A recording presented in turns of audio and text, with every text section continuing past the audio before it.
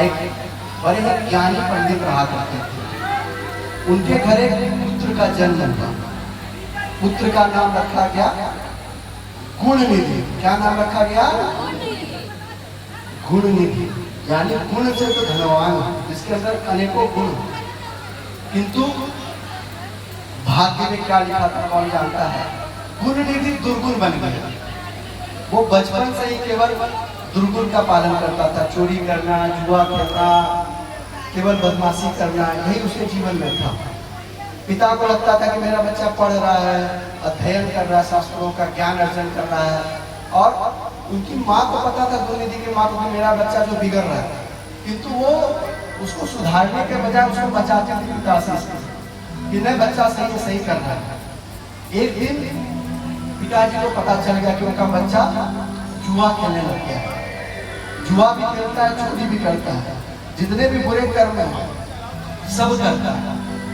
पिता को आया क्रोध। पिता ने गुणनिधि को घर से निकाल दिया। गुणनिधि बाहर ढूंढने लगा। अब अलग अलग गांव में जाता था और चोरी चमारी करके अपना जीवन यापन करता था। एक दिन की बात है, एक शिव का मंदिर था और वहां पे कुछ कार्यक्रम हो रही थी, विवाह उत्सव। तो इसने सोचा कि रात्रि में यहाँ कुछ ना कुछ चोरी करने के लिए मिल जाएगा। तो रात्रि का इंतजार करते हैं, जब लोग सो जाएंगे तब जाऊंगा मंदिर में और जो कुछ मिलेगा उठा लूंगा। रात्रि का समय हुआ। उस मंदिर में कई सारी दीपक जली हुई थी, किंतु जैसे जैसे रात्रि बढ़ती गई दीपक बुझता था। जब सब सो गए तो उस समय गुणनिधि जब जाने लगा मंदिर के अंदर, तो मंदिर के अंदर पूरा अंधकार हो गया था। एक दीप केवल जल रहा था और वो भी दीप बुझने वाला था। गुणनिधि ने देखा कि दीपक बुझ जाएगा, अंधेरा होगा, फिर हमको दिखेगा ही नहीं, तो हम चोरी क्या करेंगे? चोरी करने के लिए कुछ दिखना तो चाहिए। तो यहाँ ने सोचो कि जो धोती पहन रखे थे, वह धोती को फाड़ी, धोती की जो फाड़ के हिस्सा बना वह से रुई बनाई, बाती बनाई और बाती बना के दीपक जलाए। दीपक जलाए के पूरे मंदिर में दीपक लेकर घूम रहा हो, कहाँ कुछ चोरी करने का जो मिल जाए। किंतु या तो दुर्भाग्य, यानी कौ के ऊपर पैर रख गए। जो लोग सोए हुए थे सभी उठ गए। अब चोर चोर करके हल्ला मचा।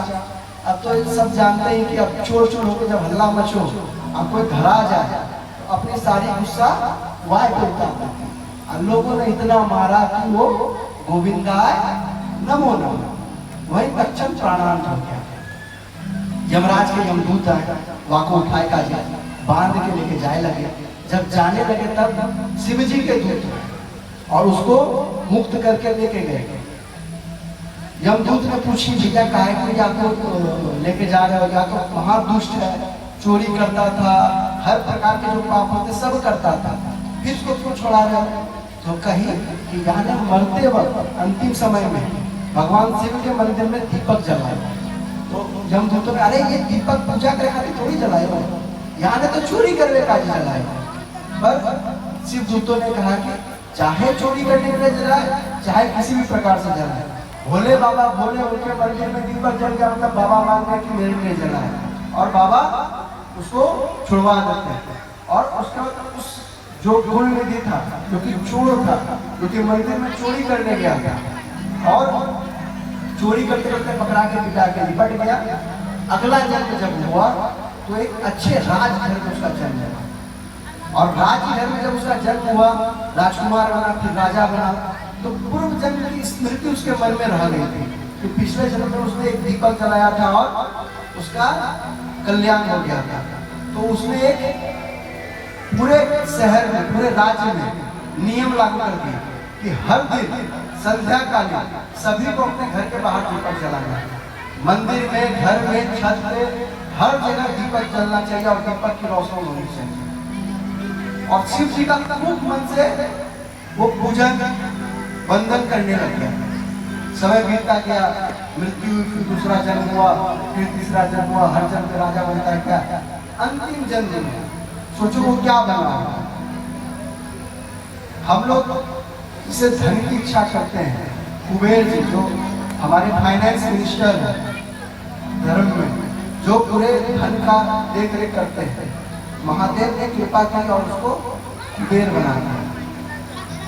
सोचने की बात है कि गुरुनिधि जो कि एक चोर था, उसने केवल गलती से, चोरी के उद्देश्य से उसने दीपक जलाया, और उस दीपक का महत्व क्या निकला कि वो आगे चल के जीवन में क्या बना, कुबेर बना, धन का राजा बना। तो दीपक जलाने की महत्वता, कल हम सभी का सौभाग्य है कि दीपक जलाने का यहाँ पे कार्यक्रम रखा गया है, और मैं चाहूंगा कि जितने भी लोग यहाँ बैठे हैं मंदिर प्रांगण में तो जला ही जलाए, विशेष करके पीपल पेड़ के पास में 3 का दीपक अवश्य जलाए। ये हमारे जीवन में सुख शांति समृद्धि लाने का कार्य करेगा।